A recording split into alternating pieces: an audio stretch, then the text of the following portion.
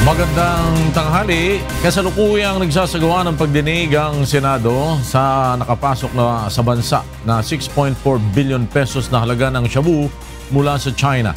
At mag-uulat sa pamamagitan ng telepono si Nel Maribojo.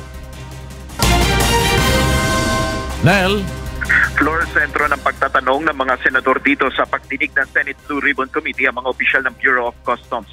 Ito ay kaugnay ng questionable pagpasok sa bansa ng 604 kilos ng shabu na 6.4 billion pesos na galing China. Ito ang nasabat ng Bureau of Customs noong May 25 sa dalawang warehouse sa Valenzuela City. Kinuwestiyon ni Senate Committee Chairman Richard Gordon ng mga opisyal ng Customs kung bakit ito nakapasok sa bansa at hindi nag-alerto ang BOC sa kontrabando. Si Senator Panfilo Lacson naman ay tinanong ang Customs tungkol sa classification ng mga pumapasok na container van sa bansa, kung saan dapat anya naka-red flag ang Customs kung ang importation ay galing sa China. Nangangahulugan na dapat dumaan sa masusing x-ray ang mga produktong papasok sa bansa.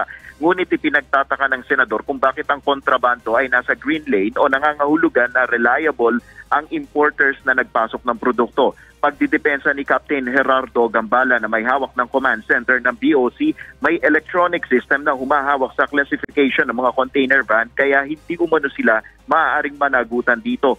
Pinapikos rin ni Senator Gordon ang target collection ng BOC kung saan kapos sila ng 58 billion pesos mula sa target na 456 billion pesos ngayong 2016. Dito na question na ng mga senador ang pagbaba ng singil ng taripa sa per container van kung saan dati ay sinisingil ng mula 80,000 hanggang 120,000 pesos.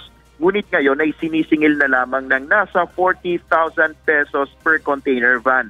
Dito tinanong na mga opisyal ng BOC kung saan napupunta ang nasa 60,000 pesos na dapat ay nasa kaban ng bayan. Kaugnay ng mga nasabat na droga na nasa roller printing machines, tinanong ni Senate Majority Leader Senator Tito Soto ang Customs kung bakit late na nilang nabigyan ng impormasyon ng Philippine Drug Enforcement Agency tungkol sa droga na natagpuan sa Valenzuela City na may pangunahing trabaho dito. Sa ngayon, nagpapatuloy pa rin ang pagdinig ng Senado tungkol nga dito sa naging shipment na bilyong peso na shabu na natagpuan sa Valenzuela City. Yan muna ang ating update, Flor. Nel Maribojo, nagulat mula sa Senado.